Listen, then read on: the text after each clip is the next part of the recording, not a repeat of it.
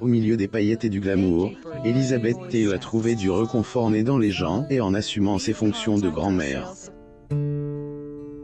Elle a eu 10 petits-enfants qu'elle chérissait et son petit-fils Kin, qui lui ressemble comme 2 gouttes d'eau, a hérité de sa passion pour les droits d'auteur, œuvre caritative et a poursuivi son travail. Elizabeth Taylor, la première actrice à gagner $1 million après son apparition dans Cléopâtre, était une artiste exceptionnelle, célèbre pour de nombreuses choses, notamment sa grande beauté, son sens de la mode, ses competences en affaires, sa philosophie et son statut de sexe. Contrairement à Marilyn Monroe ou Brigitte Bardot, son statut de sexe symbole résidait dans ses talents d'actrice. Après de nombreuses années de dévouement à ce métier, elle est devenue actrice principale d'Hollywood. Elizabeth Taylor en 1950. Source. Getty Images. Malgré les regards extérieurs, ses proches l'ont décrite différemment.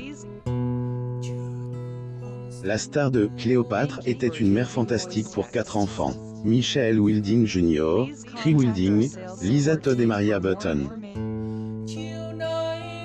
Elle a également eu 10 petits-enfants, dont Lala, Naomi, Caleb, Andrew, Tarquin, Lowell Wilding, Reese Kintive, Elizabeth Carzon et Richard McKeown, qu'elle a tous aimé et inspiré par son style. L'actrice Elizabeth Taylor le 22 mai 2003 à Cannes, France. Source. Getty Images. L'an dernier, alors que le monde célébrait le mois de l'histoire des femmes, 2 enfants du premier enfant de Taylor, Michael Wilding Jr., qui ont été témoins de l'amour de leur grand-mère, ont révélé leurs meilleurs souvenirs d'elle.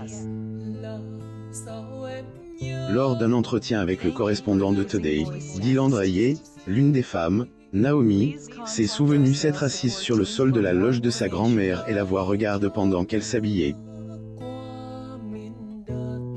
Selon Naomi, la célébrité de Taylor ne l'empêchait pas d'être la meilleure des grand-mères. Elle était chaleureuse et aimante.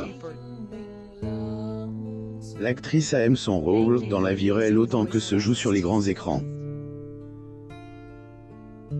L'actrice Elizabeth Taylor le 19 janvier 1992 à Los Angeles, Ca. Source. Getty Images. En tant que grand-mère, Elizabeth Taylor ne gâtait pas ses petits-enfants et ne leur faisait pas de cadeaux. Sa petite fille a admis qu'elle aimait leur enseigner les valeurs familiales. Selon ses propres mots, elle avait dans l'idée qu'elle était responsable de l'éducation des jeunes generations de la famille, vous savez. Il était important pour elle de nous transmettre ces valeurs, à nous aussi. La comédienne était aussi enthousiaste à la maison que devant les caméras.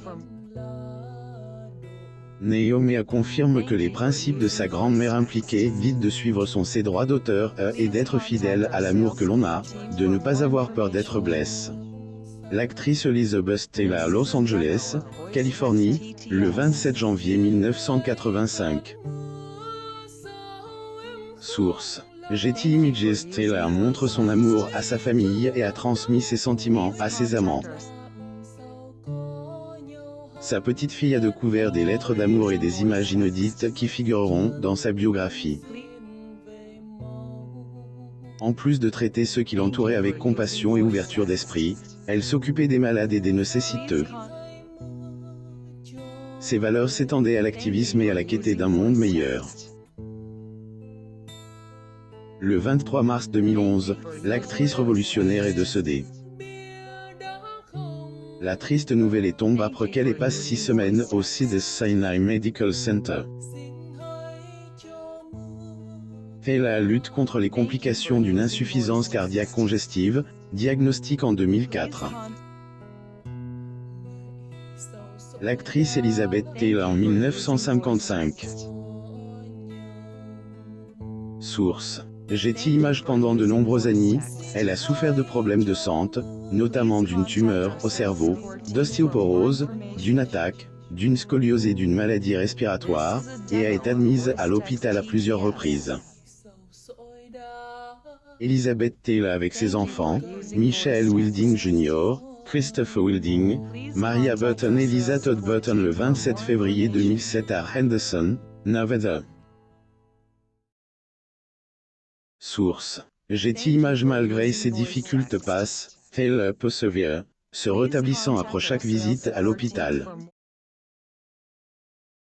9. Elle a audacieusement assuré à ses fans qu'elle était saine et sauve, quoi qu'en disent les médias. Selon elle, chers amis, mon opération du ses droits d'auteur s'est parfaitement déroulée. C'est comme avoir un tout nouveau téléscripteur. L'actrice Elizabeth Taylor en 1958. Source: Getty Images. Malheureusement, 6 mois avant sa mort, son état de santé a eu raison de son état physique. Elle est devenue fragile et se déplaquait en fauteuil roulant, mais étonnamment, l'actrice conserve son esprit.